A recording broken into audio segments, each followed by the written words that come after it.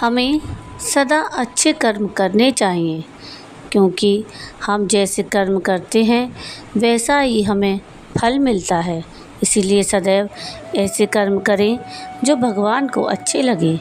Radhe Radhe. Wisdom channel में आप सबका स्वागत है। तो हम इसी सीख के अंतर्गत आज भगवान शंकर और माता पार्वती की एक कथा सुनेंगे। अगर आपको ये कथा पसंद आए तो प्लीज़ इसको लाइक शेयर ज़रूर कीजिएगा और प्लीज़ मेरे चैनल को सब्सक्राइब कीजिएगा और नीचे थैंक्स का बटन दबाकर मुझे सहयोग कीजिएगा। कथा इस प्रकार है। एक बार भगवान शंकर और माता पार्वती भ्रमण पर निकले। रास्ते में उन्होंने देखा कि एक तालाब में कई बच्चे तैर रहे थे।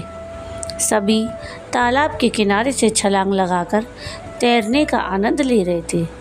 उसी तालाब के किनारे एक पेड़ के नीचे एक बच्चा अत्यंत उदास मुद्रा में बैठा था। माता पार्वती ने भगवान शंकर से पूछा कि यह बच्चा उदास क्यों है।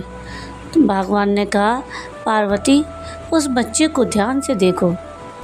उन्होंने देखा कि उस बच्चे के दोनों हाथ नहीं थे, जिसके कारण वह तैर नहीं पा रहा था। माता पार्वती को उस बच्चे पर बड़ी दया आई। उन्होंने भगवान शंकर से उसे हाथ देने की विनती की, ताकि वह भी अपनी मित्रों के साथ तैरने का आनंद ले सके। भगवान ने माता पार्वती से कहा कि इस प्रकार किसी के जीवन में वह हस्तक्षेप नहीं कर सकते। सभी को अपने पिछले जन्मों के कर्मों का फल भुगतना पड़ता है। इस बच्चे ने भी पिछले जन्म में कुछ गलत कर्म किया होगा, जिसका फल वह इस जन्म में भुगत रहा है। परंतु माता पार्वती नहीं मानी और उन्होंने उसे हाथ देने की पुनः विनती की। अंत में माता पार्वती की विनती के कारण भगवान शंकर ने उस बच्चे को हाथ दे दिए। हाथ पाकर वह बच्चा पानी में तैरना सीखने लगा। एक सप्ताह के बाद भगवान शंकर और माता पार्वती पुनः उस तालाब के पास से गुजरे। इस बार उन्होंने उल्टा प्रसंग देखा।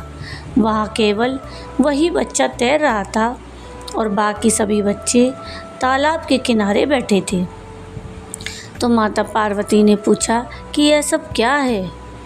भगवान शंकर ने कहा कि ध्यान से देखो, वह बच्चा दूसरे बच्चों को पानी में डुबो रहा था, इसलिए सब बच्चे भाग रहे थे। हमने पहले भी कहा था कि हर व्यक्ति अपने कर्मों के अनुसार फल भोगता है। भगवान किसी के कर्मों में हस्तक्षेप नहीं करते हैं। उसने पिछले जन्मों में अपने हाथों द्वारा यही कार्य किया था, इसलिए इस जन्म में उसके हाथ नहीं थे।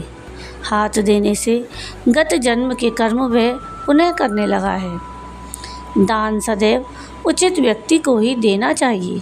प्रकृति नियमों के अनुसार चलती है, किसी के साथ कोई पक्षपात नहीं करती।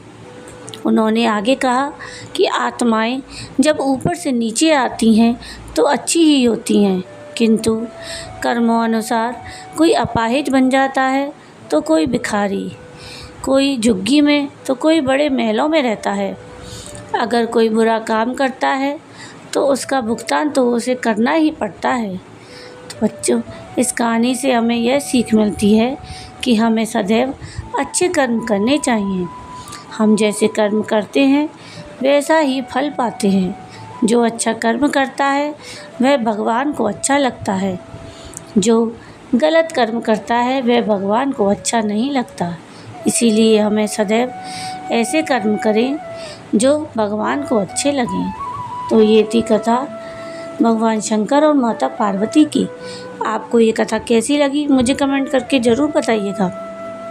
और अगर आपको ये कथा पसंद आई हो तो प्लीज़ इसको लाइक शेयर ज़रूर कीजिएगा और प्लीज़ मेरे चैनल को सब्सक्राइब कीजिएगा और नीचे थैंक्स का बटन दबाकर मुझे सहयोग कीजिएगा, जिससे मैं और नए नए वीडियो आप लोगों के लिए लेकर आ सकूं।